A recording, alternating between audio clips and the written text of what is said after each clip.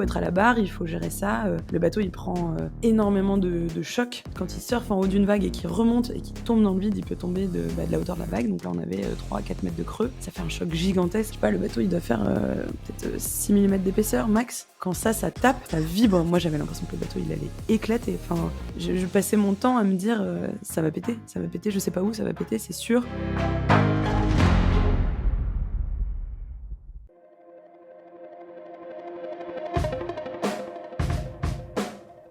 Vous écoutez Les Frappés, le podcast de celles et ceux qui se dépassent. Je suis votre hôte Loïc, ancien sportif de haut niveau en judo, coach préparateur mental et amoureux d'activités outdoor en tout genre.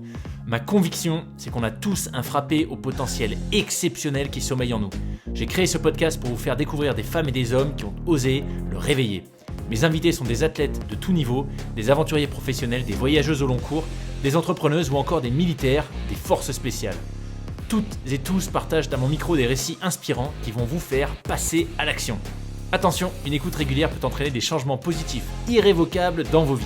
Dans cet épisode, on parle de course au large en solitaire, de rééducation en mal de mer, d'hallucination, d'endurance mentale extrême et d'un poisson volant qui s'est retrouvé au mauvais endroit, au mauvais moment. Mais juste avant ça, je vous partage le feedback de Jonathan, un auditeur du podcast. Quel impact a eu le podcast des Frappés sur ma vie ? Ça a été un véritable électrochoc. C'est un énorme déclic. Les récits d'aventure des invités de Loïc ont vraiment agi comme un électrochoc, notamment un épisode en particulier, c'était celui d'Éric Le Blachère, qui nous racontait comment il a pu se relever d'un terrible accident, le fait qu'on pouvait réaliser tout ce que l'on souhaitait au final, qu'on avait zéro limite, qu'on n'avait qu'une seule vie, qu'un certain nombre de jours à passer sur cette belle planète et qu'il n'appartenait qu'à nous d'en faire une merveilleuse aventure. Et c'est un magnifique message. Donc merci Loïc et merci les frappés.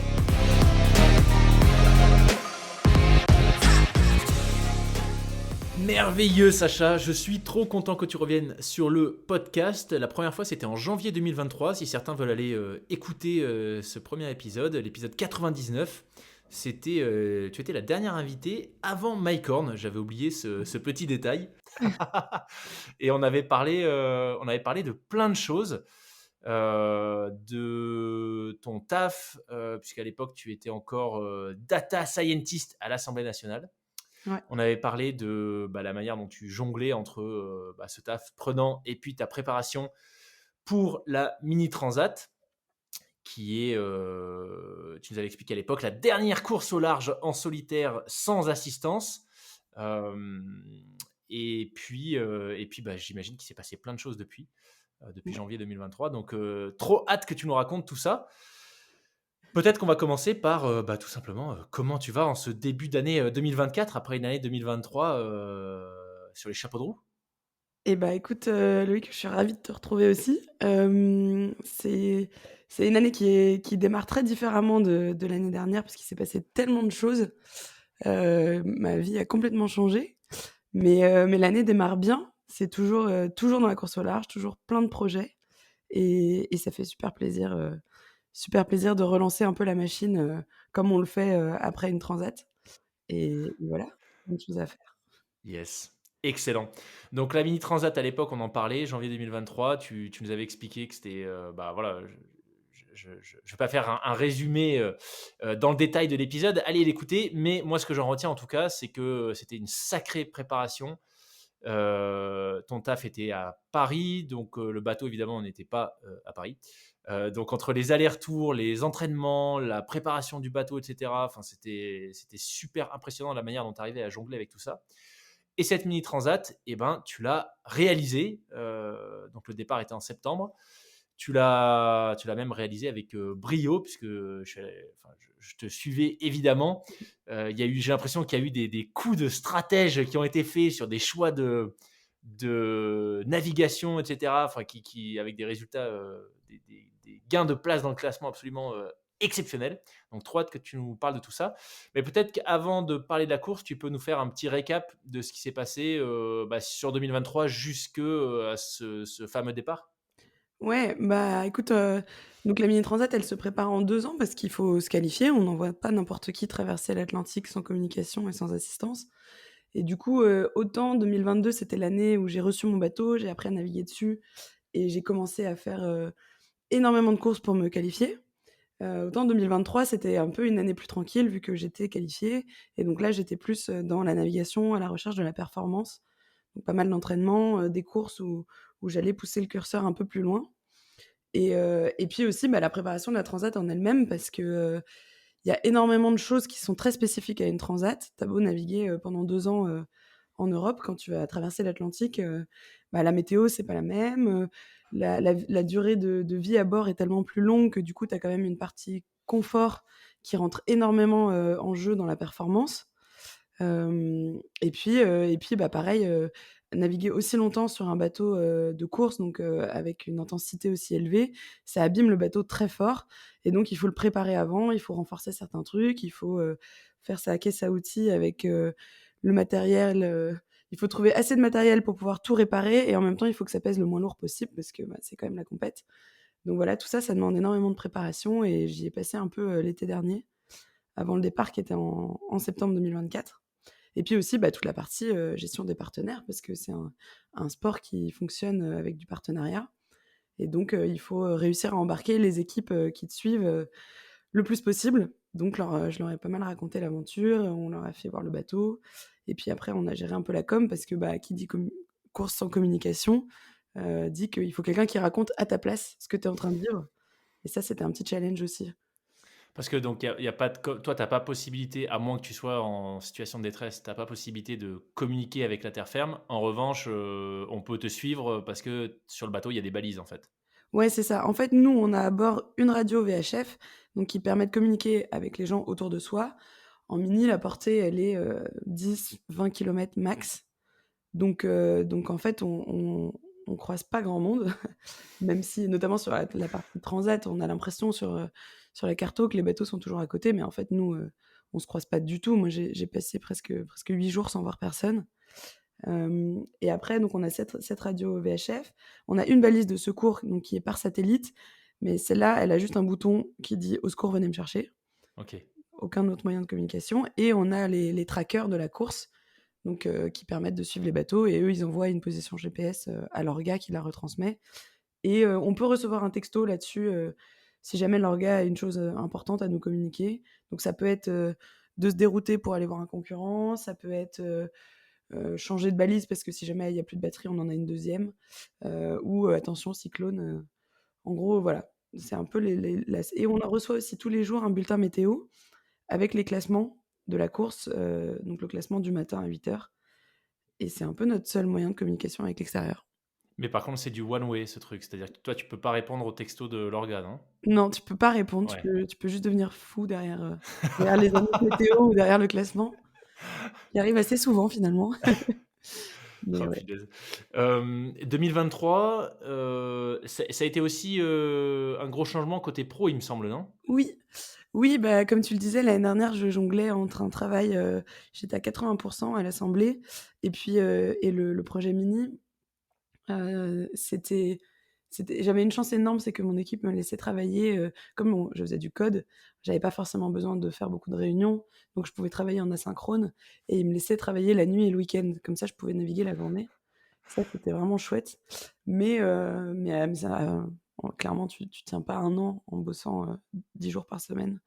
Donc à la fin, ça devenait un peu compliqué et j'ai des partenaires qui m'ont suivi pour remettre un peu d'argent dans la caisse et donc qui m'ont permis de quitter mon travail à l'assemblée et depuis mars de l'année 2023, je suis à temps plein sur le projet et ça a vraiment changé ma vie, quoi. Ah, tu m'étonnes, parce que du coup, je suppose que tu as déménagé, tu plus basé à Paris? Ouais, je suis à Lorient. J'étais déjà à Lorient parce qu'ils me laissaient, j'étais en télétravail beaucoup donc mais c'est sûr de plus avoir à aller à Paris, j'y allais quand même régulièrement.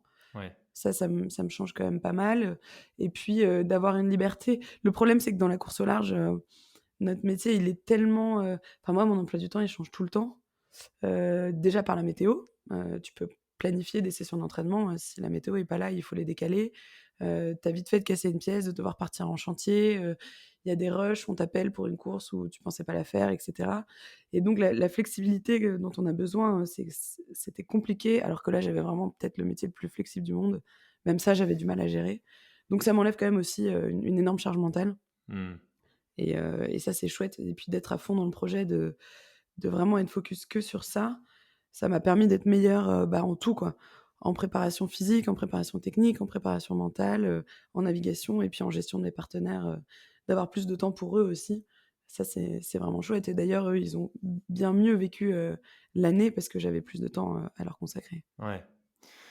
Ça, c'est sûr que si tu arrives à t'affranchir de la contrainte, contrainte, je vais y arriver pro, ça te fait quand même une charge, monstrueuse en moins et tu vois, j'en parlais avec, une invitée récemment Céline Collette qui était pendant longtemps chez Amazon puis ensuite chez Google, à des gros postes et qui en même temps était en train d'essayer de devenir, beach volleyeuse pro. Mmh. Et en fait, elle disait, mais il y a pas photo quoi, par rapport à des femmes qui font que ça, qui après l'entraînement vont chez le kiné au lieu d'aller au taf, bah, elle avait un énorme désavantage. Et depuis qu'elle a décidé de tout quitter pour se consacrer à ça, bah, c'est sûr que les résultats, la performance est carrément plus au rendez-vous et c'est carrément moins contraignant. Donc, pas trop Ouais, c'est surpris de sûr. t'entendre dire la même chose.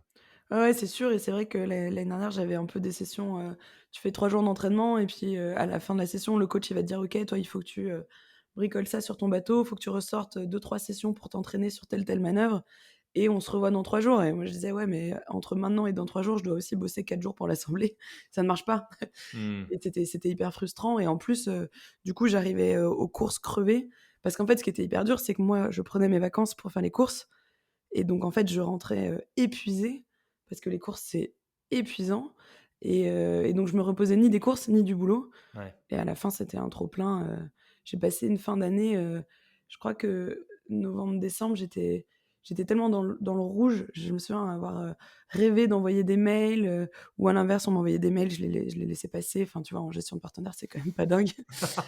Enfin, vraiment d'avoir des sujets avec des gens où je leur disais: «Mais je vous ai envoyé le mail il y a un mois et tout» et puis ils me disaient: «Mais non, mais vraiment Sacha, je suis désolée, tu hallucines» et il y avait un peu de ça.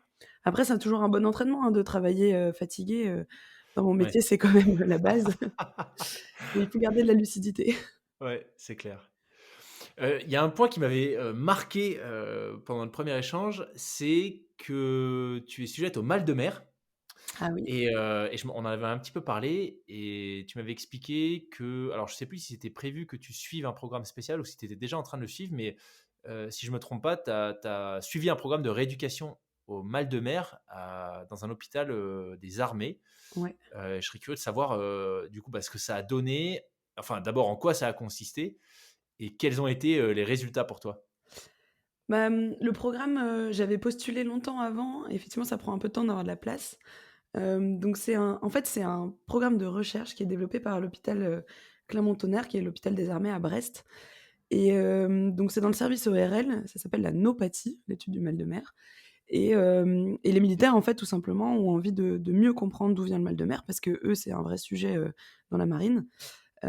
Et donc ils ont développé ce programme où le deal, c'est, tu viens, ils font beaucoup de tests sur toi, tu fais 10 séances de rééducation et ensuite ils refont des tests avec des mesures. Donc on va mesurer, ton équilibre, la forme de tes oreilles, te ton ta résistance au froid, à la fatigue, enfin voilà, ils mesurent plein de choses et l'idée, c'est qu'eux essayent de voir un avant-après entre les séances et voir un peu ce qui change et donc déterminer les causes du mal de mer. Donc quand tu y vas, il faut jouer le jeu, c'est-à-dire qu'il faut pas juste faire les séances, il faut aussi, faire le cobaye. Mais du coup, moi, j'ai fait mes 10 séances, qui consistent à venir donc tu peux faire qu'une séance par jour, par 24 heures et les séances durent 20 minutes et le principe est assez simple mais redoutablement efficace. C'est qu'on te met sur, une chaise qui monte et qui descend avec un casque de réalité virtuelle et dans le casque, tu vois la mer, des vagues et en fait, on fait bouger, on augmente en intensité donc la mer et le les mouvements et toi, tu vas bouger un peu ta tête et tout, donc tu as une infirmière qui te dit, comment bouger et l'idée, c'est que tu dois tenir les 20 minutes en allant le plus loin possible sans vomir. Si tu vomis, la séance ne compte pas et vu que les séances sont hardcore, tu as vraiment pas envie de vomir parce que tu as pas envie de recommencer et c'est très simple mais c'est très, très intense puisque moi, après une séance, j'avais, bon, ça s'est amélioré à la fin, mais les 1res séances, je passais bien 3 heures, assise dans le jardin de l'hôpital, où je pouvais même pas écrire un texto tellement j'étais mal, quoi. Et donc là, Ah ouais, ah ouais, ouais, et puis tu rentres pas chez toi. Moi, j'habite à Lorient, donc j'avais 1 heure et demie de route. J'étais obligée de dormir sur place. Et quand mais par non. malheur, je faisais la route l'après-midi, je faisais deux pauses pour dormir. Enfin, vraiment, tu te vides de ton énergie. C'est assez impressionnant. Waouh, OK. Ouais. Et donc à ce stade, de la recherche, c'est quoi les pistes qui expliquent le mal de mer et il y a des choses un peu concrètes déjà? Et ben, ils ont du mal à trouver, parce qu'ils ont, pas une énorme cohorte. Et puis les gens qu'ils ont, en fait, ont des symptômes assez différents, parce que tu vas avoir des gens qui sont malades, dès la moindre vaguelette. Moi, ils m'ont dit, moi, par exemple, j'avais l'impression d'être très malade parce que j'étais souvent malade. Et en fait, ils m'ont dit que tu montes en scénario, et donc assez vite, je crois qu'à la 3e session, j'étais au scénario maximum.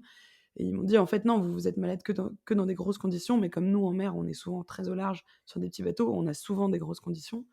Donc ils ont encore du mal à savoir, mais ce qu'ils observent, c'est qu'il y a quand même une nette amélioration.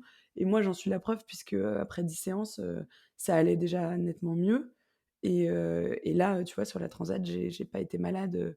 J'ai vomi une fois parce que j'ai dû, bricoler, dans la nuit, dans la tempête, au fond du bateau. Et voilà. Et donc j'étais hyper concentrée, pour pas me meuler les doigts avec la meuleuse. Mais voilà. Mais donc là, j'ai fait un petit vomito, on va dire. Mais sinon, non, j'ai pas du tout été malade, alors qu'on a eu des conditions quand même très engagées. Donc ça marche. Et c'était, ouais, c'était dur. C'est dur parce qu'une fois que tu as fait 2 séances, vraiment, tu plus envie d'y aller, quoi. Tu sais ce qui t'attend. Mais je suis ravie de l'avoir fait. Et là, je vais les revoir, pour faire un point après la transat, répondre un peu au questionnaire. Et c'est une chouette équipe, c'est un beau projet. J'ai hâte de voir les résultats de leur recherche. Parce que du coup, une fois que tu es passé à travers ce programme de rééducation, c'est quelque chose qui est permanent ou c'est un peu comme, l'acclimatation à l'altitude, il faut idéalement le refaire? Je pense que si tu navigues pas pendant longtemps, tu dois pouvoir, avoir besoin de le refaire. Moi, et du coup, je te dirai quand je reprendrai les entraînements, dans 1 mois. Mais non, moi, j'ai trouvé que ça durait plutôt, pas mal, puisque je l'ai fait, cet été. Il y avait une grosse phase de chantier avant la transat, et donc j'ai pas navigué pendant 1 mois, et j'ai pas été malade pour autant. Il y a des gens qui ont besoin de le faire 2 fois. J'ai une amie qui l'a fait 2 fois.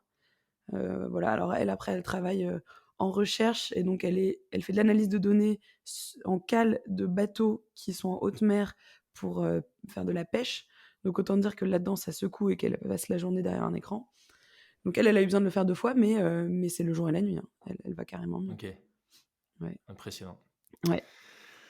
Impressionnant. Est-ce que tu peux nous rappeler, dans les grandes lignes, ce qu'est la mini transat? On en avait bien parlé dans le premier Ouais. épisode, mais voilà, il y a peut-être des gens qui nous écoutent, là tout de suite sans avoir écouté, l'épisode de l'année dernière. Donc, peut-être, tu vois, la durée, la distance, enfin l'esprit de la course, les spécificités et puis peut-être quelques chiffres.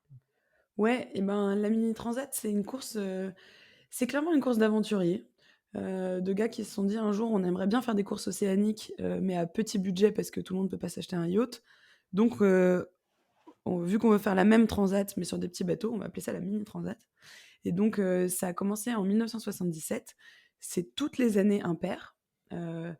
Et donc, alors, le parcours a un peu changé, parce qu'au début, on partait en Angleterre, ils sont allés aux Antilles, puis au Brésil et tout. Maintenant, ça part de France. On part des Sables d'Olonne, avec une escale aux Canaries, parce qu'en fait, il faut partir assez tôt dans l'hiver européen pour, pas avoir les grosses dépressions hivernales, mais relativement tard en Atlantique pour pas avoir le reste des cyclones, d'été. Donc on a une petite escale aux Canaries, et ensuite on part direction les Antilles. Donc nous, on allait en Guadeloupe. Et on a, à peu près 90 concurrents. Et cette année, on était 14 femmes, ce qui est le plus grand nombre depuis le début de cette aventure. Et le principe, donc, c'est de traverser en solitaire sur des bateaux, donc mini. C'est des bateaux de 6,50 m, qui sont, clairement des bateaux de course, ultra technologiques. Donc c'est vraiment des petites fusées, quoi. C'est des petites bombes, hyper rapides, avec des sensations de malade. Et la course a la particularité, on l'a dit, de se faire, sans communication, sans assistance. Et c'est ce qui fait que cette course est mythique, parce qu'en fait, tu te retrouves seule face à toi-même. Tu peux pas mentir sur ton niveau de préparation. Voilà, si tu te casses une jambe en mer, il faut savoir, t'en occuper, il faut savoir, t'arracher une dent, il faut savoir, réparer un mât, réparer ton pilote, un trou dans la coque, enfin voilà. C'est vraiment une course qui te pousse, à aller au plus loin de toi-même, à repousser tes limites mentales et physiques aussi et voilà et quand tu arrives de l'autre côté, tu quand même un sacrément, bon marin, en tout cas, tu as vachement progressé parce que tu as appris à faire toutes ces choses, qu'on a tendance un peu à oublier quand on peut, appeler une équipe technique et se reposer Ouais. sur eux, quoi. Ça, c'est super impressionnant. Tu vois, cet aspect solitaire, sans assistance, sans communication, franchement, vu de l'extérieur, sans être dans le milieu de la mer, c'est même carrément flippant. Parce que, comme tu dis, quoi qu'il se passe, ben, tu comptes sur ton cerveau et tes deux mains pour résoudre le problème, quoi, quel qu'il soit. Ouais. Ouais et c'est ça, en fait, je pense, c'est tu pars avec un risque mesuré et il y a que toi qui sais le niveau de risque que tu prends parce que ça dépend de ta préparation. C'est toi qui décides de prendre le départ, même s'il y a des qualifications et tout, donc on est quand même un peu guidé. Mais ouais, tu décides de prendre ce risque et je pense que c'est ça qui rend l'aventure, aussi folle et c'est d'ailleurs pour ça que, la plupart des grands marins sont passés par la Mini Transat. C'est un peu le tremplin de la course au large et la plupart disent, tu plus la même personne quand tu as fait une transat et c'est vrai, moi je le sens, je le vois parmi, les concurrents, qui sont maintenant des amis, ouais, il y a quelque chose qui change et je pense beaucoup dans la confiance en toi, dans Mmh. le crédit que tu t'accordes, sur certaines choses et puis, la confiance en les ressources que tu es capable de mobiliser, quand tu te retrouves, au pied du mur, comme ça a pu nous arriver à tous, dans des conditions différentes, mais globalement tout le monde se prend un mur à un moment sur une transat et ouais, c'est ça qui fait la beauté de cette course et les anciens marins disent, «Vous avez tellement de chance». Ils disent: «Moi, si je pouvais refaire une course, ce serait refaire ma première mini transat, ce serait la plus belle» et d'ailleurs, il y a des marins qui reviennent après avoir fait des très grandes courses et qui reviennent faire la mini parce qu'ils se disent, «Il faut que je recommence, quoi». Énorme. Ouais. Tu peux nous raconter peut-être quelques-uns des murs que toi tu t'es pris? Ah, bah, moi, j'ai eu pas mal de murs de fatigue, donc des moments qui ont été techniquement, très compliqués sur des courses où j'ai pas beaucoup dormi et en fait, au bout d'un moment, tu arrives cramé. Notamment la première étape, on est parti dans du vent très faible, avec une météo qui était assez compliquée et donc selon les modèles, ça divergeait beaucoup et du coup, on savait pas trop à quelle sauce on allait être mangé. Il fallait être capable de très bien lire, le plan d'eau. Clairement, moi, la première étape, je me suis carrément plantée sur les 3 premiers jours et donc j'étais toujours en train d'adapter et je savais pas ce qui allait arriver donc j'avais du mal à me dire, «Je dors maintenant parce qu'après j'aurais besoin de pas dormir». Du coup, je dormais pas et puis après je me rendais compte que je pouvais toujours pas dormir et je suis arrivée à un moment où j'étais en saturation parce que j'ai eu une nuit, où j'avais plus de batterie donc au moment où vraiment j'étais au bout, bah, là, il a fallu que je barre encore 12 heures et donc au petit matin, j'étais un zombie et je sais toujours pas d'ailleurs, j'étais proche de la côte et je sais toujours pas si les images que j'en ai, c'est une hallucination ou pas. En plus, j'ai perdu ma carte SD de GoPro donc voilà, j'ai souvenir de falaises, noires, dans une brume blanche, de même d'un château à moitié en ruine, au bord de l'eau, enfin bref et j'étais plus là quoi. Dans ma tête, il y avait ma sœur à bord et je lui passais la barre et voilà, c'était vraiment dur et puis je me suis effondrée, j'ai pris la décision, il y avait pas de vent et je me suis dit: «Bah, c'est le moment là, on n'avance pas, je vais dormir 2 heures», bref, ça c'était un peu dur, mais c'était plus dur physiquement.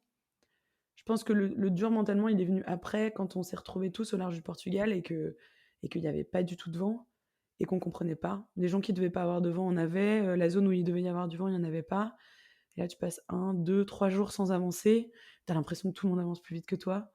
Et là, mentalement, il faut pas vriller parce que, du coup, tu dors pas parce que tu attends le moindre souffle et tu te fais des films dans ta tête. Tu te dis: «Oh là là, tout le monde est en train d'avancer, moi, c'est sûr, j'ai un problème, il y a que moi qui est bloqué», et il faut arriver à ouais, à gérer ton mental et te dire: «Bah non, c'est comme ça pour tout le monde, ça va bien se passer, on est quand même au large du Portugal, il fait beau, on est en t-shirt, on va pas se plaindre. On pourrait être dans le métro à Paris en train d'aller au boulot». Donc ouais, ça c'était vraiment, une donc il y avait une partie sommeil, une partie physique et puis après il y a enfin une partie mentale et puis après il y a une partie vraiment, météo, physique et danger, mais ça c'était la deuxième étape, moi, enfin on en reparlera, mais j'ai fait une option assez engagée et je me suis retrouvée dans du vent Mmh. vraiment très fort pendant longtemps et ça c'était dur, quoi. On va en reparler, on va en reparler. Mais j'ai posé la question avant qu'on fasse cet épisode notamment à une auditrice, Marie, hello Marie, qui connaît bien le milieu de la voile et en lui demandant, bah, tu vois, quelle question elle aimerait te poser. Et ça fait partie de ce qu'elle m'a suggéré, c'est finalement de creuser un peu le choix stratégique que tu as fait on dit quoi, la navigation, l'orientation, je sais Ouais, plus. la La nav stratégie, la la navigation. stratégie, ouais, yes. Donc, on va en parler, on va en parler. Mais peut-être juste avant ça, comment est-ce que tu expliquerais, parce que tu parlais de fenêtres météo assez, courtes, pour faire les transats. Les transats, elles se font, globalement toujours dans le même sens, à la voile, il me semble. Ouais. Voilà. Donc comment est-ce que tu expliquerais les vents à quelqu'un qui n'est pas ingénieur et qui n'est pas, comme toi, docteur, de l'école, normale supérieure?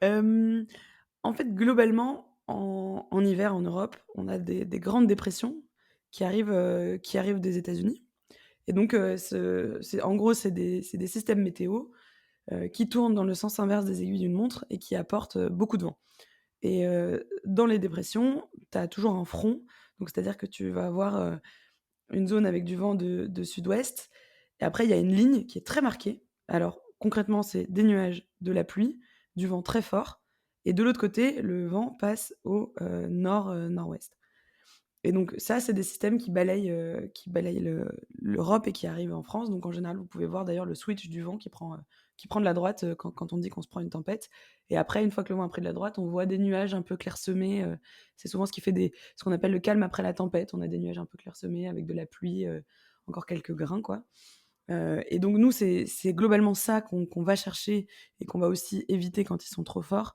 quand tu navigues, en hiver en Europe et après à l'inverse, quand tu passes sous les dépressions et que tu t'approches un peu plus, des Antilles, tu vas avoir les alizés et donc les alizés, c'est un vent dominant qui s'établit, à peu près de octobre à février et qui part de l'Afrique et qui va vers les Antilles et donc les alizés, ça pousse les bateaux vers les Antilles et c'est ce qui fait qu'on a cette période de transat, à ce moment-là.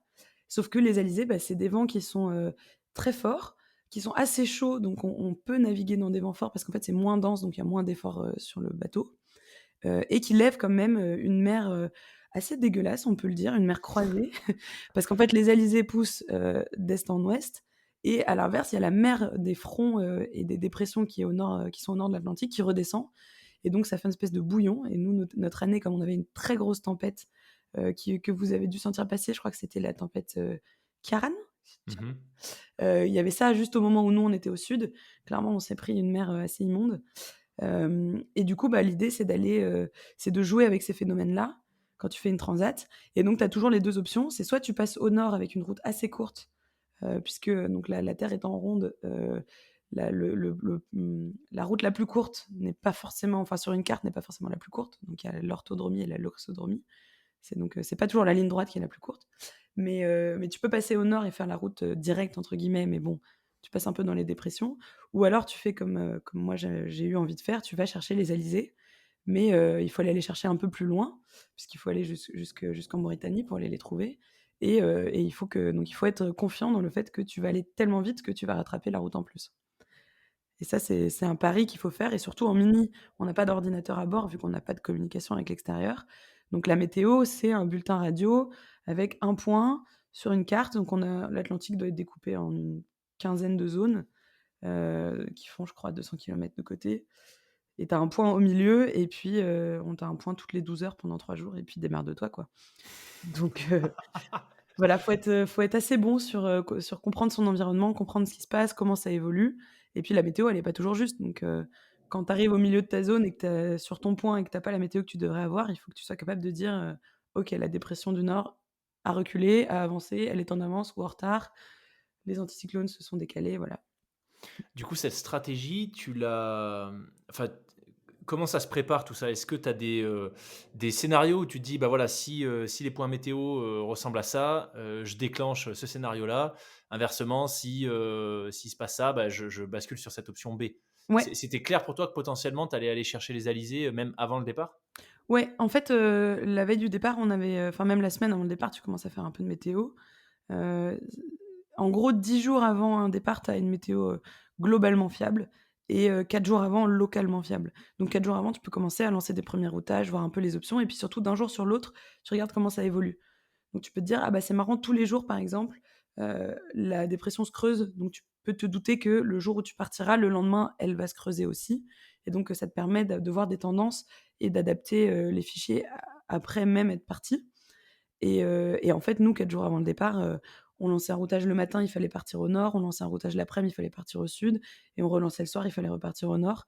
Donc vraiment, c'était, on s'arrachait les cheveux et donc on a dû, décider, effectivement de trouver, quels seraient les points de décision, parce qu'on savait que le jour J encore, ça pouvait changer.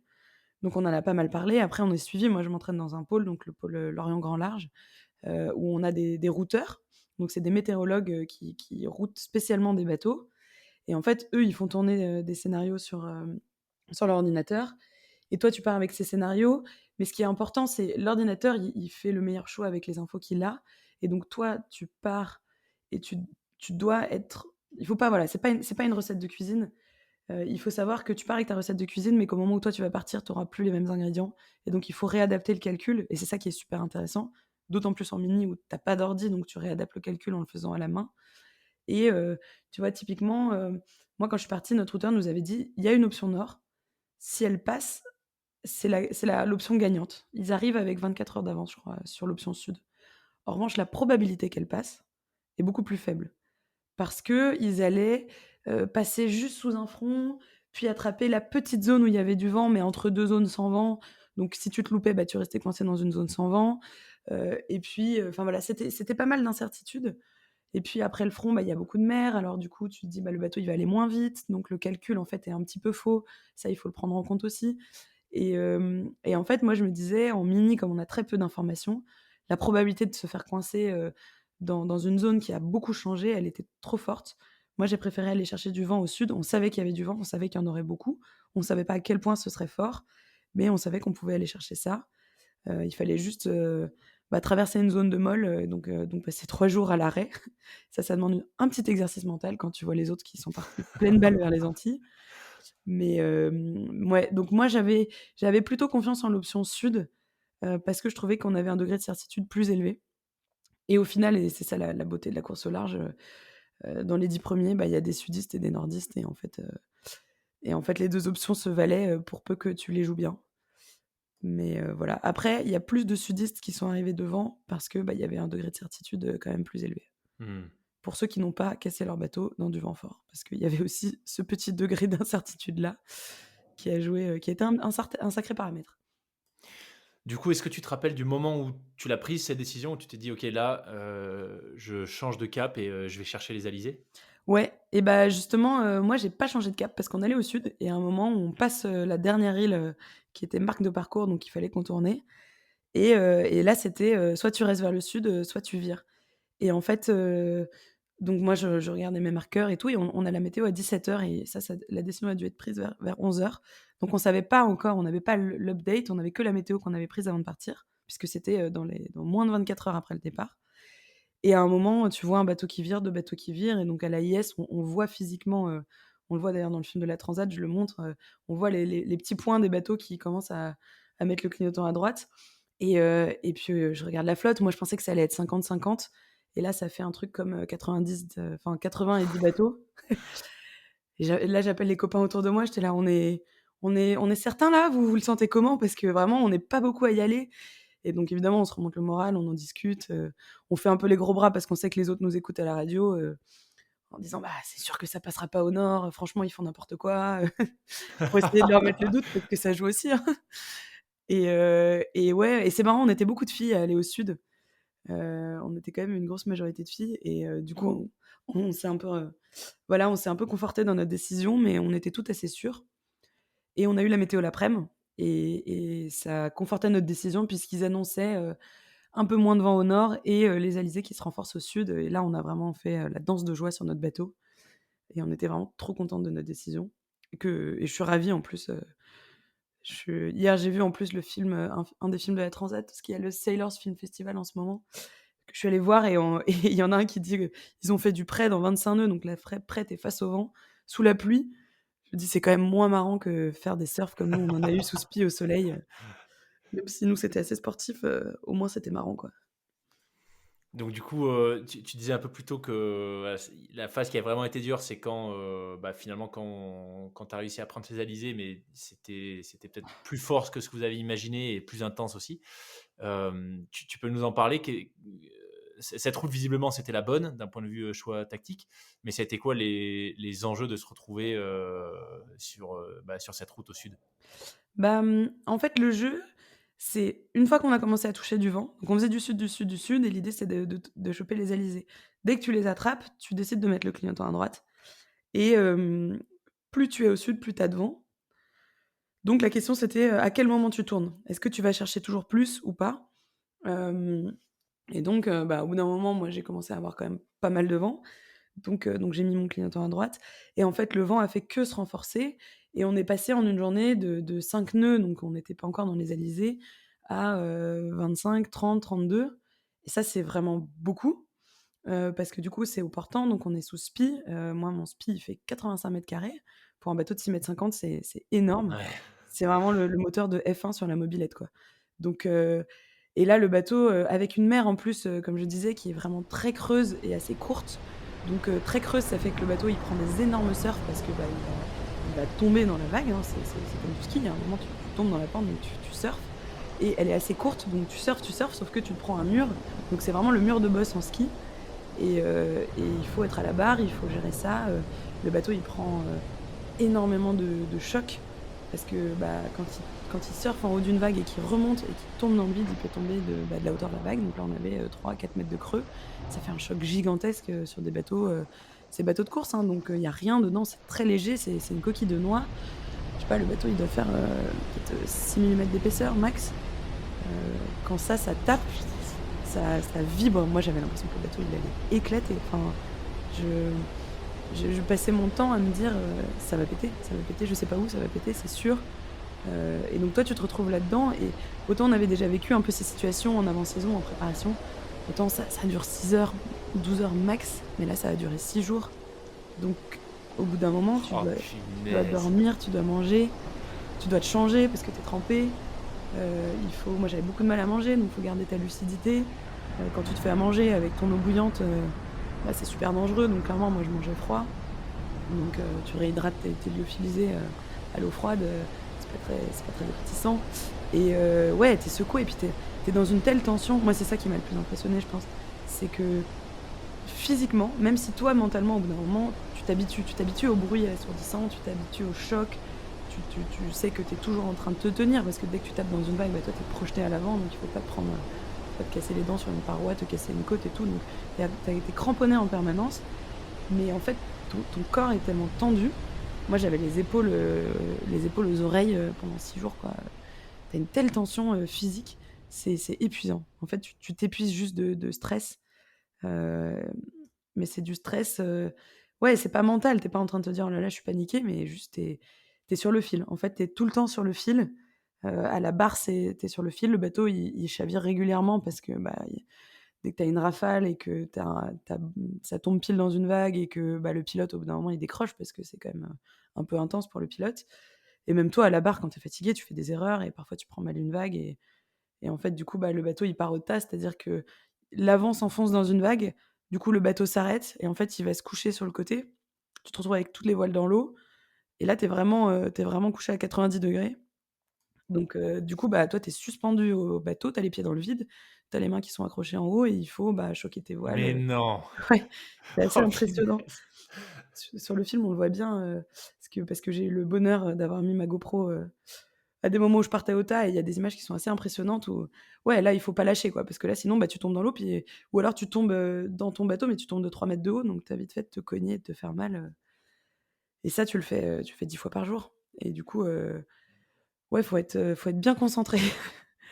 Mais là, on est d'accord que tu es en permanence attaché? Ouais, OK. Tu peux ouais. jamais, même en dormant, tu t'es jamais détaché, en fait, sur toute la durée de la mini transat? Ouais, bah, je l'ai été un peu au début quand il y avait pas trop de vent, mais à partir du moment où tu as des conditions comme ça, tu l'es forcément et heureusement parce que dans des manques de lucidité, tu peux t'endormir, Ouais. à la barre à l'extérieur, donc là, il faut être attaché et aussi, moi, ce qui m'est beaucoup arrivé à la fin de la transat, parce que la fin de la transat était très dure, mais pour d'autres raisons, c'est que, j'avais des manques de lucidité et même quand je dormais à l'intérieur, en fait, quand le réveil sonnait, j'allais dehors gérer le bateau et j'étais tellement fatiguée que le temps de me réveiller, j'étais déjà sur le pont et j'avais pas toujours le réflexe de m'attacher et du coup, je m'attachais à l'extérieur, mais depuis l'intérieur pour que quand je sorte, en fait, je sois déjà attachée et ça, Ouais. c'était hyper important parce que, enfin, il y a des moments où je montais sur le pont, j'ai mis peut-être 10 minutes à savoir où j'étais, tu comprends pas, tu cherches ton lit, tu cherches, la porte de ta chambre, et puis tu te dis: «Attends, non, je suis sur, l'Atlantique toute seule sur mon bateau, tout va bien se passer». C'est la mini transat. Oh punaise. Mais alors attends, par rapport à ce que tu évoquais un peu plus tôt là, le fait que la mer soit très courte et que du coup le bateau, se prenne des chocs, chaque fois qu'il retombe de 3-4 mètres de haut, de manière maintenant que ça tout ça c'est derrière toi, de manière, complètement objective, rationnelle, heu, c'est possible qu'un bateau, enfin qu'un bateau que la coque éclate avec ce type de choc ou Ouais, clairement c'était dans, tu vois dans la zone, je sais pas comment on appelle ça, mais du tu coup vois, la zone de tolérance de la coque, tu étais clairement, dedans, d'un point non, de vue j'étais technique. clairement à la limite. Moi, Ah ouais, à la limite, OK. ouais, moi, j'ai reçu mon bateau, la semaine dernière, là, ils sont arrivés, j'ai commencé le chantier et en ce moment, je commence par, vider les fonds et les mousses, pour aller regarder, je suis encore étonnée que ça n'ait pas cassé parce que, en fait, on était donc dans notre petite dizaine au sud. On a tellement tiré fort sur les bateaux que, on a battu les records de vitesse de ces bateaux-là. Ah oui, j'ai vu ça. Ouais. C'est toi qui as le record d'ailleurs, non? On est plusieurs à l'avoir eu, OK. moi, je l'ai peut-être eu parmi les premières, mais il a été rebattu après et il y en a même un qui l'a battu, donc là, c'est des bateaux de série, donc des bateaux en fibre de verre assez relativement simples et il y a Hugues de Prémar qui a battu le record en série, donc tous les séries et ensuite il a battu le record en proto, alors que les protos, c'est des bateaux qui valent 3 fois le prix, qui sont en carbone, qui sont beaucoup plus technologiques et là, il est allé tellement vite.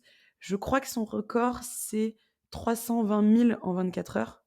C'est Ah c'est ouais! c'est énorme. Enfin, c'est vraiment des vitesses, de toute façon, on faisait des vitesses moi, je faisais des surfs à 19 nœuds. C'est énorme, j'avais jamais fait ça, sur des courses d'avant-saison. En vitesse moyenne, on faisait du 13 nœuds.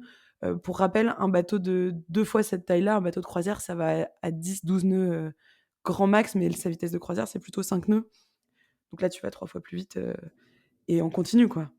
C'était la folie et du coup, Hugues a, délaminé son bateau, c'est-à-dire que donc c'est de la strate, c'est des couches de fibres de verre et donc elles se sont, ouvertes. Donc il a un peu, il a et du coup, il a d'ailleurs straté sa barre de il avait une barre de secours et il l'a accrochée à l'avant du bateau, il l'a straté dessus pour renforcer et Mathilde Lagiclet, qui est aussi une sacrée concurrente, elle a ouvert son bateau sur le côté. Il s'est vraiment ouvert en 2 quoi. Donc OK. voilà. Moi Donc je pour rappel, 320 000, nautiques, 1 000 nautiques, si j'ai bonne mémoire, ça fait 1 850. Le 1000 terrestre, c'est 1 609 mètres. ouais. Donc 320 000, alors attends si j'ouvre, Tu dois être dans donc le les, gars s'est fait 600 kilomètres en 24 heures à la voile, quoi. voilà, c'est OK. beaucoup sur des petits bateaux de 6 m C'est 50. énorme!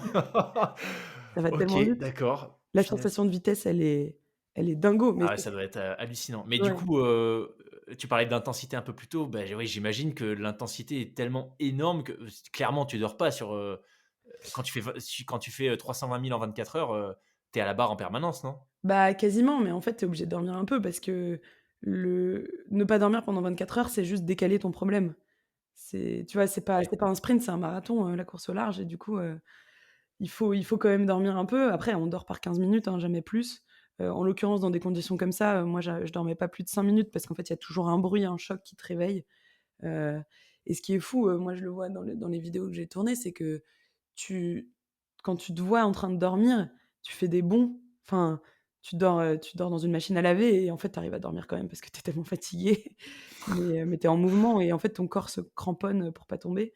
Et ouais, mais tu arrives quand même à tu te reposes, on va dire, relativement. C'est sûr qu'on s'est un peu plus Ouais. reposé quand le vent s'est calmé, mais ouais, c'est intense et puis il faut barrer un maximum.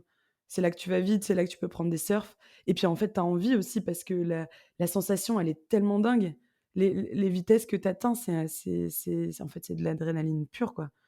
Tu c'est ouf et c'est ça aussi, je pense, qui nous donne envie d'y retourner, hein. C'est qu'il y a à la fois ce côté, la moindre décision que tu vas prendre, dans les prochaines minutes, impacte ta vie. Et à la fois, tu fais un sport de glisse, incroyable avec des sensations de vitesse de folie, tu es 100 responsable de tout ce que tu fais. Enfin, ouais, c'est dingue, tu te sens tellement vivant. Ce que tu Dans ces moments-là, il y a une telle intensité, c'est sûr qu'après quand tu rentres à la maison, ta vie, elle te paraît un petit peu, un peu naze, Ça, quoi. tu l'avais jamais vécu sur d'autres courses? C'est toujours un peu comme ça, mais là, c'était explosif parce qu'en plus, si ça merde, tu es au milieu de l'Atlantique et puis personne viendra te chercher, quoi. Ouais. Donc tu es en alerte rouge tout le temps et moi j'adore ça. Parce que concrètement, ce que tu disais sur la coque, si à un moment donné, tu as une avarie, genre sérieuse, heu, tu fais quoi concrètement? Tu appuies sur ton petit bouton qui dit: «Au secours, venez me chercher». Le Et là, tu bateau, attends quoi? 24 heures au moins, non? ouais, si tu es au milieu, c'est plutôt, 3-4 jours, hein, pour les secours. Après, ils peuvent dérouter des bateaux qui sont proches, s'il y en a. Souvent, c'est des concurrents, les plus proches. Encore faut-il qu'ils aient le message à temps, puis qu'ils te trouvent et tout. Mais ouais, ça va être, des concurrents et puis après ça va être les secours. Mais les secours, en fait, ils arrivent en bateau parce qu'en hélico, ils ont pas assez d'essence, donc ils vont apporter un bateau le plus proche possible. Mais en fait, nous, la règle sur les bateaux de course, c'est qu'ils doivent être insubmersibles. Donc il y a 2 réserves de flottabilité, des grandes mousses qui sont dans des compartiments étanches, qui font que même si le bateau s'ouvre en 2, soit l'avant, soit l'arrière, il y a toujours une partie qui flotte, donc tu peux rester sur ta OK, carcasse. OK. Voilà. Le vrai danger, le gros danger, c'est le feu. Parce que là, si le bateau prend feu, tu es dans ton radeau de survie et une fois que tu es dans le radeau de survie, ton espérance de vie, elle est globalement de 4-5 jours, quoi. Donc Waouh, OK. c'est le seul danger. Du coup, moi, clairement, tu fais attention et c'est aussi pour ça que dans des zones de tempête, intense, tu fais pas forcément, chauffer ton eau, quoi. Tu fais attention à tes batteries, voilà, Ouais. on surveille un peu ça. Et ça arrive régulièrement sur les éditions de la Mini Transat qu'il y ait des grosses avaries, des gros accidents? Ouais, ouais, quand même. Là, cette année, il y en a eu vraiment très peu. D'ailleurs, le directeur de course avait dit: «Si j'ai moins de 10 abandons, je me rase la tête» et il pensait pas se raser la tête et il nous a tous accueillis la tête rasée, en Guadeloupe. Énorme. Et il y a eu un abandon sur la deuxième étape, avec un système de barre et de safran qui était cassé, qui était une avarie qui est pas grave, en termes de danger, mais qui t'empêche clairement de finir la course. Donc ça, c'était très dur pour le skipper. Et après sur la première étape, il y a eu des avaries un peu plus spectaculaires, mais en proto, parce que, les protos, c'est un peu, le laboratoire de la course au large, donc forcément, c'est un peu plus fragile. Donc il y en a 3 qui ont dématé et un qui a perdu sa quille. Donc ça, c'est quand même des avaries, Ouais, ouais, embêtantes, on va ouais, dire. ouais. Donc mais là, OK. voilà, là globalement, les bateaux sont bien préparés et puis il y a eu une telle pression sur le circuit qu'en fait les gens qui ont pu partir, il y avait beaucoup de gens en liste d'attente. Les gens qui ont pu partir, c'était les plus préparés puisque c'était ceux qui avaient fait le plus de milles et donc je pense que les bateaux sont plus prêts, les coureurs aussi et du coup forcément il y a moins d'abandons, quoi. Ah ouais. OK. Ouais. Tu passé quand même assez rapidement, sur, les enjeux d'un point de vue, mental, sommeil et cetera, enfin assez rapidement. Mmh. Moi je serais curieux en tout cas qu'on rentre un peu plus dans le détail parce que, tu vois pour avoir eu, moi j'ai fait une épreuve sportive où j'ai dû gérer le manque de sommeil, mais c'était sur 6 jours, j'avais les 2 pieds sur terre. Il y avait pas vraiment de notion de danger, enfin tu vois, il y avait des gens autour de moi donc c'était quand même, assez différent. Mais pour autant, ouais, entre le Ouais, lundi et le dimanche, en tout, j'ai dormi 5h30, je pense, et c'était quand même déjà une sacrée épreuve. Et ouais. quand je t'entends dire que tu dormais 5 minutes, 10 minutes, un quart d'heure, tout ça sur, alors peut-être pas les 26 jours complets, parce que tu disais qu'au début c'était un peu plus calme, mais au global, tu as quand même mis 26 jours, 22 heures, 12 minutes pour terminer la mini transat. Donc, en vrai, quand tu commences à être tu vois, avoir atteint un peu tes réserves, à être dans le rouge, et cetera, au bout de, je sais pas, d'ailleurs, à quel moment est-ce que tu dirais qu'à un moment donné, clairement, tu es passé dans tu vois, une autre phase en termes de fatigue, d'épuisement nerveux, physique, mental? Ouais, carrément. Et c'était quand ça? C'était à quel niveau de la course? Bah, sur la première étape, c'était le moment au Cap Finistère, dont je t'ai parlé. Ouais, Sur la deuxième étape, je pense que c'était la fin des alizés profonds, donc des alizés vraiment très forts Et aussi, même la fin, parce que du coup, en fait, la transat, tu te dis le vent est fort au début et puis après ça se calme. Mais en fait, à la fin, tu as des zones de grains, donc des orages, des nuages orageux, pluvieux avec du vent très, très fort qui sont, vraiment, clairsemés un peu partout. Tu te les prends, la nuit quand tu les vois pas arriver, enfin bref. Et du coup, ça fait qu'à la fin, tu as l'impression que ça va se calmer, mais en fait, pas du tout. La journée, ça va à peu près, mais la nuit, tu te fais défoncer et donc il faut dormir la journée et pas du tout la nuit. Et comme il fait 37 degrés la journée, c'est difficile de dormir dans ton bateau parce que tu transpires, sur ton matelas. Et du coup, à faire des nuits blanches, 100 blanches, parce que là, pas question de dormir 5 minutes. À la fin, j'étais dans des états de fatigue, ouais, de dingo parce que j'étais plus du tout lucide. En fin de nuit, les 2-3 dernières heures, je finissais par m'endormir à la barre et ça m'a amené des épisodes, il y a une nuit où je me suis réveillée, le bateau était parti à la bâtée, donc j'étais au vent, dans l'eau. Je me suis réveillée, sous l'eau, quoi. Je me suis même pris un poisson volant dans la gueule, ça m'a bien réveillée. Mais non. Ouais, j'étais à moitié choquée. En plus, le temps de me réveiller, je me disais: «Mais j'ai rêvé» et puis après je l'ai vu à mes pieds. Clairement, il était aussi choqué que moi. Et il y a une nuit où cette fois, j'étais à l'intérieur, je me réveille et du coup, je sors sur le pont en me disant: «Il faut que j'aille aider les gars à la barre». Je les vois pas à la barre. Je me mets à hurler leurs prénoms en me disant: «Ils sont tombés à l'eau». C'est pas possible, donc la grosse panique, il m'a fallu 5 minutes pour me rendre compte qu'en fait, j'étais toute seule sur mon bateau, donc j'avais pas perdu les poteaux. Ouais, et des nuits où je me suis réveillée et puis j'avais l'impression d'être à la maison, quoi. Je suis sortie dehors et dans ma tête, j'allais me faire un café, alors que enfin, voilà. Donc ça, ouais, tu es clairement dans des limites. Après, c'est tout l'enjeu de la préparation. En fait, mais moi, c'est ce que j'adore dans ce sport. La partie technique, toute la partie, régler ses voiles, faire avancer son bateau, il faut que quand tu prennes le départ, ce soit plus une question. Je dis pas encore que j'en suis là, hein, c'est clairement, une progression, pour moi, mais en gros, l'idée, c'est une fois que tu es sur l'eau, il y a tellement de choses que tu pourras plus gérer parce que tu es fatigué, il faut que ce soit en automatique.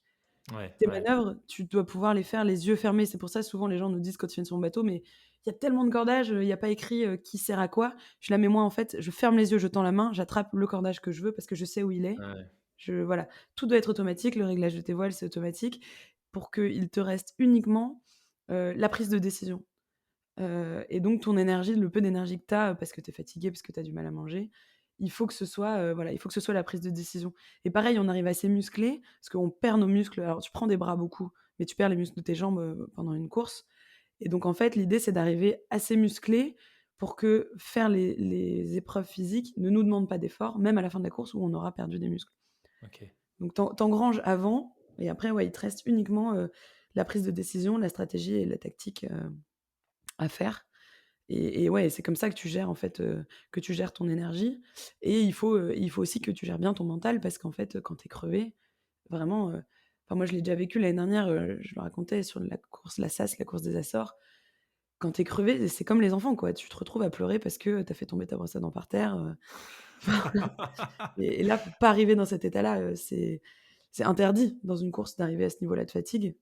Et pourtant ça nous arrive tous. Et du coup là, en plus tu vois sur les vidéos quand tu les regardes après, tu es en train de te plaindre à la caméra, en train de dire: «Je suis fatigué», puis derrière tu vois tes voiles qui sont mal réglées, tu t'expliques des trucs qui n'ont aucun sens. Et quand tu revois la vidéo reposée, tu es là: «Mais ma pauvre vieille va dormir, quoi». Quand je t'entends, parler des automatismes, tu me fais penser à une catégorie d'invités, qui la plupart du temps sont aussi à Lorient d'ailleurs, mais qui sont pas des voileux. Tu me fais penser aux commandos marines. Ah Parce que oui. c'est des conversations qu'on a, j'ai eu quelques invités, 5-6 invités, militaires, quasi tous, des membres des forces spéciales. Et en fait, c'est ce qui donc évidemment, on parle de la notion, tu vois, de stress, de prise de décision dans une fraction de seconde, dans des environnements où, ta vie est en jeu, en fait. Finalement, Mmh. bon, toi, il y avait une notion de danger, qui est un peu différente, personne te tirait dessus, mais les décisions que tu dois prendre rapidement, l'impact, il est finalement aussi énorme. Et en fait, ce qu'il disait, c'est exactement ce que tu viens de dire, l'enjeu, c'est d'être suffisamment préparé pour qu'il y ait des automatismes qui se mettent en place et que finalement, il y ait une disponibilité mentale, cérébrale pour prendre des décisions sur autre chose. En fait, des imprévus, des choses pour le coup qu'il faut, voilà, qui méritent, enfin, pour lesquels il faut vraiment arriver à mobiliser de la matière grise. Ouais, bah, c'est clairement ça, hein, et même, en fait, tu t'entraînes beaucoup aux imprévus aussi. Nous, notamment, nos imprévus, ça va être la casse. Ouais. Quand tu pars sur ton bateau, tu sais, quelle que soit la casse, tu as déjà une solution en tête, en fait. Heu et enfin, en tout cas, c'est l'objectif. Moi, il m'est arrivé une casse que je n'avais pas prévue, mais OK. non. C'était quoi? Moi, j'ai cassé une basse-taque. Les basses-taques, c'est les câbles qui tiennent le mât, à l'arrière du Ah ouais. bateau et moi, j'en ai une, donc c'est des câbles toronnés, donc des câbles, c'est un enroulement de câbles qui forme un plus gros câble et moi, j'ai des taurons qui se sont cassés et en fait, j'avais pas du tout anticipé cette casse-là parce que pour moi, enfin, c'est du câble métallique, tu vois? Ça casse pas comme ça. Hem Et en plus, ils étaient assez récents et ouais et là, ça en plus, c'était, dans les moments très forts, donc c'était un moment où j'étais fatiguée et la prise de décision, elle a été longue et quand je revois les vidéos, le journal de bord, je me dis: J'aurais pu réagir beaucoup plus vite». Mais en fait, sur le moment, tu tournes un peu en rond, tu sais pas quoi faire et puis j'avais pas de solution toute prête. Normalement, tu as une casse, un outil, un bricolage, voilà, tu as déjà pensé à ce que tu allais faire et là, en l'occurrence, c'était pas le cas. Mais bon, j'ai fini par trouver une solution, qui a tenu à peu près la route. Mais ouais, c'est sûr qu'il faut arriver à gérer, à anticiper tout ce que tu peux et anticiper un maximum d'imprévus. C'est ça qui fait la différence, quoi, dans ta préparation, c'est sûr. Si, et côté préparation, si jamais tu te blessais, tu te faisais une plaie ouverte ou autre, vous êtes formé, enfin vous vous formez sur, je sais pas, comment se recoudre un avant-bras, une joue, une langue. Il me semble qu'il y a une édition où je sais pas si c'était sur la Mini Transat, mais, il me semble qu'il y a un gars sur une course au large qui était, plus ou moins tranché la langue et qui avait dû se recoudre lui-même. Je sais Ouais, pas si c'est une légende, non, urbaine ou c'est si c'est vrai, vraiment arrivé. Ah ouais? c'est Bertrand de Broc, si je dis pas de bêtises, c'est sur un Vendée Globe, je crois. Il s'est effectivement recousu la langue. Sacrée partie de plaisir, et lui, alors lui, pour le coup, Vendée Globe, ils ont une communication, donc ils ont un médecin au téléphone qui leur dit quoi faire. Ouais, Nous, on n'a pas ça. Après, avec les trackers, on peut envoyer des textos, en cas d'urgence médicale et c'est d'ailleurs la seule communication qui est autorisée sans être disqualifiée. OK. Parce qu'en fait, ils veulent pas que les gens, empirent des blessures, en se disant, «Je veux pas me disqualifier, donc j'écris pas au médecin, donc c'est la cata». Donc ça, c'est la seule communication qu'on a le droit d'avoir. Mais globalement, non, tu fais tout seul et puis pour le coup, c'est des textos, c'est même pas du T9 pour ceux qui connaissent, c'est pire que ça donc bref, tu envoies pas des textos à rallonge, quoi et hem et non, on se forme avant, ouais. On se forme, on a une pharmacie qui est blindée. Moi, je le disais en rigolant, mon objectif quand on me demandait quel est l'objectif sur cette transat en termes de performance sportive, moi je disais: «Mon objectif, c'est de ne pas avoir à ouvrir le kit dentaire pour s'arracher une dent». Et j'ai la joie de te dire que c'est un objectif atteint. Génial.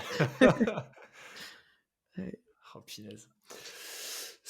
Franchement, ça fait une quantité de paramètres, ouais, potentiellement, tu vois, d'éléments complexes à prendre en compte. Enfin, c'est vraiment, c'est super impressionnant. Je t'avais posé la question, il me semble, sur le premier épisode qu'on avait fait ensemble, est-ce qu'il faut aujourd'hui, tu vois, en 2020, 2022, 2023, 2024, est-ce qu'il faut être ingénieur ou en tout cas un très bon matheux pour faire de la voile?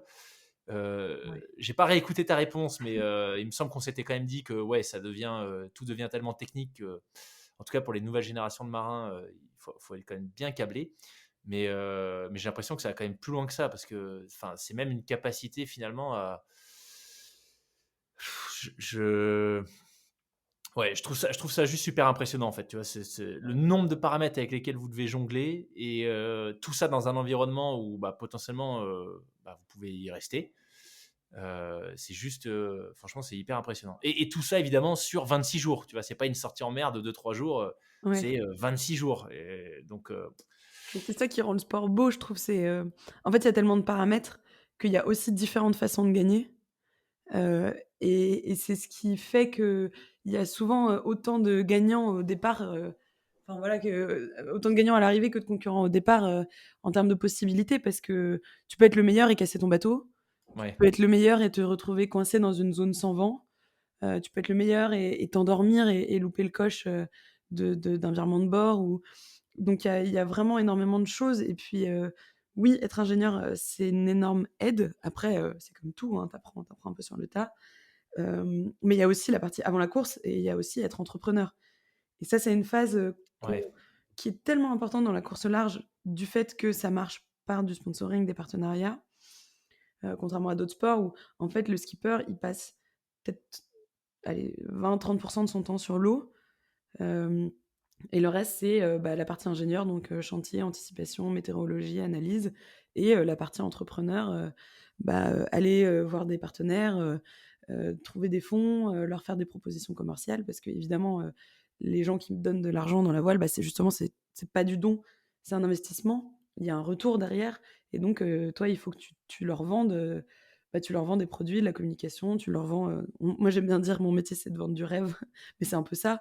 Tu vends une aventure, tu vends de la publicité, voilà, tu vends des choses, plus ou moins concrètes, on va dire, mais ça fait partie du boulot et en fait, ça fait aussi partie de la course parce que si tu es un bon entrepreneur, tu vas avoir un peu plus de sous et du coup, tu pars avec des voiles neuves, tu pars, avec un peu plus de formation météo, tu pars un peu mieux entraîné parce que tu as pu, comme c'était mon cas, être à temps plein pendant quelques mois. Donc voilà, ça fait la différence et moi, c'est ce que je trouve, super, c'est que du coup, tu peux arriver dans ce sport avec, voilà, tellement de profils différents et tellement de façons de réussir et donc c'est pas parce que, tu es né en bord de mer en faisant de la voile que tu es, forcément le gagnant. Voilà, ça permet de rattraper des gaps, on va dire, en jouant sur certains paramètres et Mmh. notamment, moi, c'est aussi une cause qui m'est chère, mais et notamment pour les femmes, on est dans un sport où c'est pas la force physique qui fait la différence, et au contraire, l'anticipation, la gestion de projet, ça joue énormément et du coup, on a clairement les mêmes chances de gagner que les hommes et ça, c'est trop chouette, quoi. C'est un sport mixte et Yes, c'est 100 mixte, quoi. Il y a pas de génial. désavantage. Comment, tu l'as mentionné très rapidement tout à l'heure, tu disais, que quand on vit, des moments aussi intenses sur une période aussi longue, forcément le retour à la maison il y a peut-être un effet un peu déceptif quand on revient dans son quotidien. Donc comment ça se passe l'après-course, pour toi quelques mois après, au moment où on enregistre, quelques mois après l'arrivée? Il y a toute une phase à l'arrivée, de fête, clairement, on va pas se mentir, toi tu arrives, en plus la classe mini, c'est une classe, qui est très connue pour ça, on parle de l'esprit mini. L'esprit mini, c'est ce côté, voilà, on fait tous, une aventure sur nos petits bateaux, on est tous plus ou moins en train de galérer, contrairement aux plus gros projets, on est tous en solo, à terre comme en mer, donc on n'a pas d'équipe technique. Du coup, voilà, c'est toi qui, nettoie ton bateau, c'est toi qui, fais les courses, pour t'acheter à manger avant un départ de course, c'est toi qui vas réparer, voilà, sur ton terre-plein, donc du coup, on s'entraide beaucoup. Sur l'eau, comme il y a pas de communication, je peux te dire que quand tu croises quelqu'un, même si tu l'aimes pas beaucoup, ça devient ton meilleur ami. Ça fait 8 jours que tu as parlé à personne. Voilà, les gens se confient, les gens s'entraident, il y a énormément de solidarité, il y a plein de super belles histoires, de la classe mini, d'entraide entre concurrents et du coup, il y a une tradition, c'est qu'on accueille le suivant. Quand toi, tu viens d'arriver, tu accueilles le suivant et tu accueilles aussi tes copains et globalement, tu accueilles à peu près tout le monde, sauf le moment où toi, tu finis par t'effondrer et aller dormir après ton arrivée, mais et surtout, on accueille le dernier et ça, cette année, c'était magnifique parce que le dernier, c'était Romain Vananis qui a, cassé une barre de flèche, donc qui a dû faire la transat avec, un tout petit morceau de voile et une voile de tempête à l'avant. Donc il y a 5 nœuds au lieu des 15 nœuds comme nous. Et donc il est arrivé longtemps après tout le monde et c'était très très dur pour lui. Et en fait, on lui a fait la surprise, il est arrivé au petit matin en fin de nuit. On s'est tous cachés dans les bateaux dans le port. Silence de mort, personne, il y avait juste sa maman, je crois, qui l'attendait sur les pontons. Et lui, il arrive et puis il se dit: «Bah ouais, mince, je suis arrivé trop tard dans la nuit, les gens sont allés se coucher, quoi. C'est dommage», et en fait, au moment où son bateau, passe, dans la rangée entre tous les minis, là, tout le monde qui sort, on fait péter les feux, de détresse, les fusées, le port Énorme. était rouge, voilà, de la fumée, des flammes, c'était magnifique, quoi. C'était vraiment un très, très beau moment et après, on a fait quand même un peu la fête, entre nous, tu vois? Tu as tellement envie de savoir, de raconter. Tout le monde a vécu une chose différente. C'est ça, en fait. On a vécu la même chose, mais chacun a une histoire différente à raconter et ça, ouais, ça prend quand même quelques jours de faire le tour des 90 skippers, de partager ses expériences. Et puis, en même temps, il faut ramener les bateaux. Les Mini, sont trop petits pour traverser l'Atlantique, face au vent, donc ils rentrent par cargo Et donc, il y a toute une phase où il faut amener les bateaux au port de commerce, les démater, les désosser. Voilà, on les vide, on fait le tri, on range les affaires, on répare un peu. Et donc là, ça fait 2 semaines où on est tous ensemble à bricoler, donc ça, c'est sympa aussi. Et après, il y a la remise des prix début décembre. Pour les plus chanceux, c'était mon cas. Moi, je suis restée en Guadeloupe prendre un peu des vacances parce que tu t'aperçois que tu en as bien besoin après 2 années sur l'eau. Et ensuite, remise des prix. Et ensuite, là, chacun rentre chez soi. Et le mini, en plus, c'est un circuit pro-amateur. Donc, il y a ceux qui repartent comme moi pour la suite. Et puis, il y a ceux qui rentrent chez eux, qui retrouvent leurs femmes, leurs enfants, leur boulot. Et toi, tu te dis que tu sais pas quand tu les reverras parce qu'il y en a qui rentrent en Belgique, en Suisse, dans le sud de la France. Donc voilà, c'est un peu triste de quitter les copains. C'est un peu la famille, hein, les minis. Il y a un truc comme ça, tu passes 2 ans à te retrouver sur l'eau, sur les courses, et puis un jour on te remet un prix et puis tu te dis au revoir. C'est un peu dur et en fait, ce qui était vachement dur, c'est que, moi j'étais à Paris et j'ai fait mes études à Paris, j'ai beaucoup d'amis à Paris. Tu te dis: «Chouette, je vais revoir tous mes copains, ça fait longtemps que je les ai pas vus parce que j'étais prise par le projet», et en fait, tu te rends compte que tu as envie d'être qu'entre ministres parce que tout le monde te demande de te raconter ta transat et toi, tu sais pas trop quoi dire parce que, c'est tellement intense, tu as l'impression que les gens comprennent pas. En même temps, c'est un peu un moment tellement intime que tu te dis, si je le raconte, ça va partir. Je sais pas comment dire, tu as peur de casser la bulle. Mmh. Tu te dis: «Si j'en parle trop, ça va ce sentiment, ce que j'ai vécu, ça va s'estomper». Donc tu as envie de garder ça pour toi, mais du coup, en plus, tu te retrouves après les fêtes de famille, Noël, le nouvel an, donc tu es dans un milieu tellement différent. Hem, ouais, ça, c'est assez dur psychologiquement et puis tu as le boulot qui reprend parce que, tu as tous les partenaires qui veulent savoir, il faut raconter, il faut monter ton film, il faut aller le présenter et en même temps, tu es trop content de voir les partenaires qui t'ont suivi, de leur raconter parce que, eux, ils ont suivi un petit point sur une carte, mais voilà, moi, ils savent pas que quand j'ai fait du sud au milieu de l'Atlantique, c'était parce que, j'ai cru que j'allais perdre mon mât, tu vois? Ils savent pas que quand j'ai fait des ronds dans l'eau au Cap Finistère, c'est parce que je m'étais endormie de fatigue. Enfin, il y a, ouais, tu es content de reprendre et puis après tu te dis aussi: «Mais qu'est-ce que je fais, quoi? Qu'est-ce que je fais de ma vie?» Alors moi, j'ai la chance de pouvoir, continuer, mais j'ai des collègues qui ont repris le boulot et puis au bout d'une semaine me disent, ça va pas du tout, je j'arrive pas à être derrière un ordi, je comprends pas ce que je fais là, je vois plus l'horizon, je suis perdue», et ouais, honnêtement, on a quelques amis qui sont en dépression, hein, et ouais, il faut se reconstruire, quoi. Ouais, C'est normal, ça prend un peu de temps, je pense. Après, tu reviens à une vie ouais. normale aussi, mais je pense que le sentiment le plus fort, c'est, pour tous, c'est quand est-ce qu'on y retourne? Tu penses que tu y retourneras, toi? Ouais, moi au milieu, je me disais: «Mais on est fous». Je me souviens avoir dit à la caméra: «J'en ai tellement chié pour être là, je me suis fait mal pour avoir mal. Enfin, une fois que j'y suis, c'est tellement dur. Pourquoi on s'est fait autant de mal pour être là?» Et puis en fait, 1 heure avant l'arrivée, je regardais les étoiles parce que je suis arrivée au petit matin. Je regardais, le soleil qui se levait, puis les nuages au loin et je me disais: «Mais on va m'arracher au large. Là, je veux pas. J'ai pas envie» et d'ailleurs, mes dernières images, filmées par, les photographes à l'arrivée, je tourne le dos à la ligne d'arrivée parce que j'ai envie d'y retourner et ouais, moi, c'est sûr, j'ai envie d'y retourner. Puis en plus, j'ai envie d'aller, tout aussi vite sans rien casser, j'ai envie de donner plus, j'ai envie d'être en meilleure forme, pour aller plus loin, de battre le record, enfin, je sais pas, j'ai envie de donner plus et de revivre ça, en étant un peu plus consciente de ce que c'est, de jusqu'où ça peut aller. Et puis j'ai envie d'y être, quoi. C'était trop bien. D'ici la prochaine, du coup, c'est quoi les prochaines échéances pour toi, d'un point de vue, course au large? Le grand projet, c'est de faire la Route du Rhum en 2026, donc la prochaine édition. C'est tous les 4 ans. La Route du Rhum, elle part de Saint-Malo et elle va en Guadeloupe aussi. C'est autrement plus intense parce que, je le disais, nous, on s'arrête, on part un peu tôt pour éviter les grandes dépressions et puis on arrive tard pour éviter les cyclones. Là, tu pars pile au milieu, donc tu prends les 2 risques. C'est des bateaux plus grands, donc des classes 40. C'est une édition assez engagée. C'est une course mythique parce qu'elle est vraiment dure. Mais j'ai trop envie de faire ça parce que, moi, je suis malouine aussi, donc forcément, c'est la course que tu vois, qui part de la maison, donc j'ai envie d'y aller, voilà, ça, c'est vraiment mon rêve le plus fou et pour ça, il faut changer de bateau Donc en 2026, Route du Rhum, l'idée ce serait de faire la Transat Jacques Vabre en 2025, qui est aussi une course transatlantique, Le Havre-Martinique en double cette fois. Et donc moi j'aimerais bien changer de bateau au courant de cette année 2024. Donc là je continue sur mon petit bateau que maintenant je connais par cœur, donc je vais aller faire des courses avec un énorme avantage par rapport aux autres du circuit, c'est que moi j'ai une transat dans la poche et j'ai envie d'aller jouer avec mon bateau parce que vraiment il l'a mérité. Et donc pourquoi pas refaire la course les Sables et Açores que j'avais faite l'année dernière, en étant éclatée d'une saison de course et en connaissant pas très bien mon bateau. Et là j'ai envie de la refaire avec un peu le feu quoi. Et ça ce serait l'objectif de cette année, ouais. Génial. Ouais, j'ai hâte. J'ai hâte de retourner au large, quoi. Tu m'étonnes.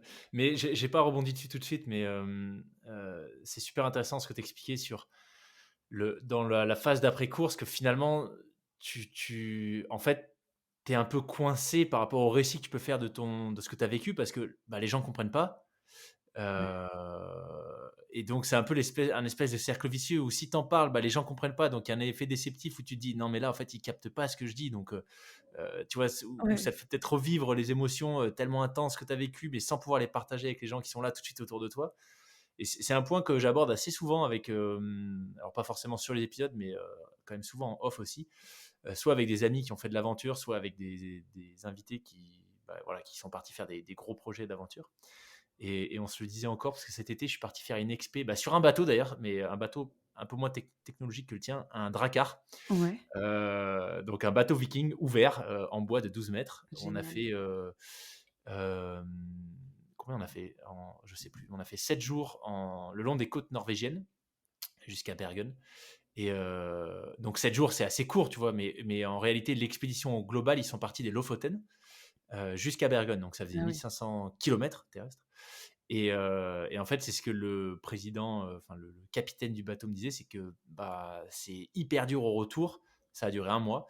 C'est hyper dur de raconter tout ça, même à des partenaires, parce que, enfin, tu vois. Puis là, c'était en mode bivouac, donc il y avait quand même de la rencontre avec des gens. Donc ça fait tellement de souvenirs, de moments intenses, de choses incroyables que tu vis pas dans ton quotidien, que c'est super dur à résumer, synthétiser ou juste à présenter à quelqu'un qui a pas vécu ça, quoi. Ouais, carrément. Et je pense qu'en plus, il y a un truc de toi, dans ces moments-là, tu es quand même dans un état un peu second, dans le sens où tu es entièrement, tourné vers cette aventure et du coup, les choses que tu vis sont vraiment très fortes. Et donc quand bien même tu raconterais, tu vois, je sais pas, tu racontes, tu fais un bivouac, tu rencontres, un chasseur qui vit là. Bon, tu as rencontré un chasseur, mais en fait, toi, c'est un moment où tu es tellement perméable à la Ouais, rencontre, tu es ouvert, tu ressens plus les choses, qu'en fait, le moindre détail est pour toi un moment très fort. Et quand tu le racontes, les gens le voient pas forcément et ça crée un peu un décalage, qui peut être douloureux parce que oui, comme tu le disais, après, tu plus envie de raconter. Tu te dis: «Les gens, ils comprennent pas», ouais. et hem et c'est dur parce que parfois c'est ta famille, tes amis et c'est long à ouais, c'est long à transmettre. Moi, je pense que les gens qui le comprennent le mieux, c'est, soit ceux qui sont venus me voir dans mon quotidien ici, à Lorient, soit, ceux qui ont vu le film, même si, dans le film, tu peux pas tout montrer et puis les images ne rendent vraiment pas justice à la violence de la mer et du vent. Ça, c'est vraiment injuste. Je il y a que les ministres, quand ils voient nos vidéos, qui disent: «Ah ouais, là, il y avait vraiment de la mer». Tu es là: «Bah, merci, merci, ça se voit pas à la caméra, mais tu sais que en gros, tu sais que tu peux multiplier par 1,5, voire 2, les vagues, quand tu les vois sur les vidéos, mais bref, ouais, je pense que il y a ce truc-là, ouais, c'est dans des moments où toi, tu es fatigué, tu es ouvert à tellement de choses, les émotions sont plus fortes et donc le récit, même si les gens comprennent ce que tu dis, ils le ressentent que s'ils l'ont vécu, je Hmm. pense. Peut-être d'autres aventuriers. Entre sportifs, en tout cas, on se comprend vachement là-dessus, ouais. Hmm. Écoute, en tout cas, Sacha, même si j'ai pas vécu de mini transat, je t'ai dit plusieurs fois, mais ton récit, enfin, super inspirant. Merci beaucoup d'être venu nous raconter cette aventure. Avec plaisir. Chapeau, franchement chapeau, parce que tu vois, quand je repense à tout ce qu'on s'était dit, il y a à peine plus d'un an maintenant, c'est quand même fascinant de voir que tu as réussi à mener ce projet à terme. Donc, félicitations encore une fois. Merci. Et ce sera peut-être d'ailleurs ma toute dernière question, c'est que la Mini Transat, qui était ton objectif de ces 2 dernières années, ça a été énormément de travail, des choix, des renoncements, des milliers d'heures de préparation, d'entraînement, de rééducation au mal de mer. Du coup, maintenant que ça c'est derrière toi, que tu as réussi à le faire, qu'est-ce que potentiellement tu aurais envie de dire à des gens qui nous écoutent, qui ont des projets en tête mais qui n'osent pas forcément se lancer, ou qui se sont lancés mais qui sont actuellement dans une phase difficile, comme je suis sûr que tu en as vécu plein toi sur le projet? C'est une très bonne question. Je pense que les gens qui osent pas se lancer, je leur dirais, un pas après l'autre. Moi, ça a toujours été ma technique. Pour faire des choses compliquées, il faut les découper en pas simples et après tu fais un pas après l'autre et tu réfléchis plus trop. Et les gens qui sont au fond du trou, faut se rappeler l'objectif final. Moi, j'ai un petit truc, quand j'ai des doutes, c'est que je vais regarder des vidéos de transat, des vidéos de route du Rhum, de Mini et tout. En fait, faut se rappeler pourquoi tu as envie de faire ça, essayer de revivre un peu les émotions et ça te donne des forces de dingue et puis, et aussi se dire que, même si ça marche pas, tout ce que tu as fait jusque-là, c'est déjà énorme et donc, faut continuer et puis si ça marche pas, ça marche pas mais en fait, tu auras appris plein de trucs et c'est déjà énorme et il faut être fier de ce qu'on fait et tu arrives toujours quelque part, en fait, même si c'est pas, l'endroit, que tu visais au début et il faut savoir profiter du chemin parce que quand tu montes un projet, c'est tout ce que tu apprends, tout ce que tu construis, ça te servira pour la suite et ça te servira peut-être pour un autre projet si celui-ci n'aboutit pas, Moi, je rappelle que quand j'ai lancé mon projet, je voulais faire la Transat en 2021, donc il y a eu quand même, des hauts et des bas et finalement j'ai fait la 2023. Il faut savoir rebondir, il faut savoir s'adapter, mais chaque pas en avant, il faut en être fier et il faut construire à partir de là, quoi. Génial. Super inspirant. Un grand merci, Sacha, une fois de plus. Si les gens veulent te suivre, j'imagine que le mieux, c'est toujours Instagram, LinkedIn, ton site internet. Ouais, je pense que c'est Instagram où je suis la plus active parce que je raconte un peu ma vie, au quotidien. Heu, je raconte clairement beaucoup de choses, mais voilà, on aime ou on n'aime pas, mais je pense que ce qui est cool dans ce compte Insta, c'est qu'on voit vraiment, les 1000 choses, les 1000 casquettes d'un skipper dans une journée et après, pour vivre l'aventure vraiment au plus profond, je pense que c'est sur YouTube. Là, il y a les vidéos, qui sont partagées où vraiment on embarque, dans les courses et bientôt il y aura le film de la Transat et soit il va passer en festival, soit je finirai par le mettre sur YouTube.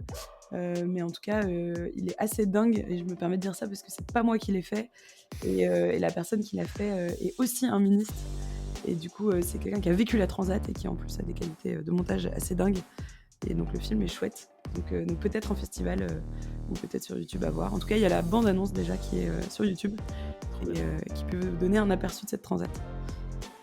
Génial. Merci encore, Sacha. Tu dirais que tu es encore dans la phase de récup là, ou tu as complètement récupéré d'ailleurs? Ouais, La j'ai question- clairement Ouais. pas récupéré, mais je suis dans la phase de chantier. Donc là, j'essaie de remettre mon bateau, sur pied au plus vite pour aller naviguer et j'ai trop hâte. Écoute, bonne phase de chantier du coup, Merci. bonne reprise des courses et peut-être à une prochaine pour un nouvel épisode débrief sur, je sais pas, la Transat Jacques Vabre par exemple. Exactement, ça peut être un rendez-vous annuel, ça me va très bien. Génial. Merci Sacha. Merci à toi, au revoir. Merci d'avoir écouté cet échange avec Sacha jusqu'au bout. J'espère que ça vous aura inspiré à vous lancer dans vos propres projets. Pensez à partager l'épisode autour de vous et si vous appréciez Les Frappés et que vous souhaitez soutenir le podcast, il y a plusieurs manières de le faire. La première, c'est tout simplement de vous abonner si ce n'est pas encore fait et de laisser une note ainsi qu'un commentaire sur votre plateforme d'écoute. Ensuite, vous pouvez rejoindre le groupe des tipeurs. Ce sont des auditrices et auditeurs qui soutiennent financièrement le podcast à partir de 1 € par mois. Le lien est en description. Merci d'ailleurs à Florian, Cyril, Alix, Stéphane, Jérémy et Lilian pour leur soutien. Et enfin, vous pouvez tout simplement parler du podcast à fond autour de vous pour qu'encore plus de gens osent se lancer dans leur projet. Je vous dis à la semaine prochaine pour un nouvel épisode dans lequel j'échange avec Jérôme, un homme hallucinant de détermination qui a récemment parcouru une partie du GR20 en étant amputé des 2 jambes et du bras droit.